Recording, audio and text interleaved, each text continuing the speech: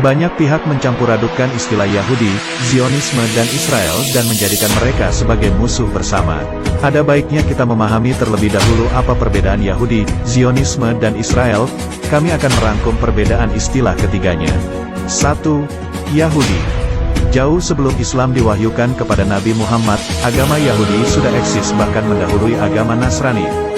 Kitab suci umat Islam Al-Quran pun turut mengisahkan mengenai serba-serbi agama Yahudi. Namun sebagai sebuah konsep, Yahudi tak terbatas pada agama semata. Bagaimanapun, Yahudi juga merujuk pada etnisitas dan kesukuan. Layaknya sebuah mata uang yang sama, agama dan etnisitas tak terpisahkan. Mayoritas mereka beragama Yahudi karena faktor keturunan. Jika tak ada darah kesukuan Yahudi, jangan harap orang biasa dapat memeluk agama tersebut. Hal ini tentu berbeda dengan Islam yang dapat dimasuki oleh berbagai orang dari latar belakang apapun. Dalam sejarahnya, pemeluk Yahudi tak selalu diasosiasikan negatif oleh umat Islam. Dalam perang Uhud yang terjadi pada tahun 625 Nabi Muhammad dikisahkan pernah meminta bantuan Yahudi dalam perang melawan orang-orang Quraisy. Saat itu, orang-orang Yahudi tengah menetap di tanah Madinah dan hidup harmonis dengan umat Islam.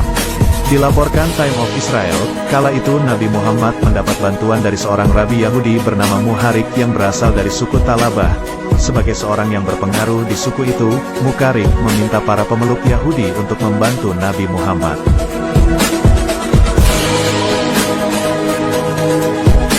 Kendati demikian, permintaan Muharik itu tak didengarkan. Mereka beralasan perang itu dilaksanakan pada hari Sabat, hari yang digunakan umat Yahudi untuk beribadah. Menariknya, Muharik tetap nekat membantu Nabi Muhammad, hingga akhirnya dia mati di dalam medan pertempuran. Dia adalah yang terbaik dari orang Yahudi, ucap Nabi Muhammad kala itu. Dalam konteks saat ini, kekompakan Yahudi dan Islam juga terjadi saat Trump menggulirkan wacana anti-imigran Muslim. Di Amerika Serikat, ada banyak warga Yahudi yang turun ke jalan menentang kebijakan Trump tersebut. Solidaritas pun terjadi saat itu. Warga Yahudi membentangkan spanduk bertuliskan, "Persaudaraan Holocaust untuk imigran Muslim." Imam Masjid di Harlem, Al-Hajj Talib Abdur Rashid menjelaskan, dalam aksi itu bahwa Yahudi dan Islam banyak memiliki kesamaan. Menurutnya, pelaku teror yang meledakkan masjid juga biasanya merupakan pelaku yang meledakkan sinagog. Hal senada pun ditunjukkan Rabi Yahudi Jonathan Greenblatt. Dia mengungkapkan rela mengaku sebagai Muslim jika kebijakan Trump itu benar-benar terlaksana. Sebagai seorang Yahudi, dia tak ingin peristiwa Holocaust terulang dan terjadi pada umat Muslim. Dia menyebut kebijakan Trump yang membuat pelabelan seperti itu layaknya Hitler saat masih berkuasa. Di belahan dunia lainnya, Inggris, warga Yahudi menolak segala macam bentuk Islamofobia di Partai Konservatif. Hal itu dilakukan sebagai bentuk solidaritas. Bagaimanapun, warga Yahudi juga pernah mengalami diskriminasi berupa antisemitisme di Partai Buruh. 2. Zionisme. Zionisme merupakan gerakan politik di kalangan warga Yahudi yang mencuat pada tahun 1897. Pendiri gerakan politik tersebut didirikan oleh seorang wartawan Yahudi bernama Theodor Herzl. Pada saat itu, warga Yahudi tersebar ke seluruh Eropa. Mereka tak memiliki tanah dan negara yang menyatukan mereka. Satu-satunya yang mereka miliki adalah identitas darah Yahudi yang oleh Herzl ingin disatukan dalam kesatuan geografis, sebuah negara yang menaungi warga Yahudi. Saat pertama kali dilontarkan Herzl, gagasan tersebut tak sepenuhnya diterima oleh para pemuka agama Yahudi. Beberapa tokoh kunci seperti Martin Buber, Karl Popper, Hermann Cohen, hingga Judah L. Magnes dengan lantang menolak gagasan Herzl tersebut.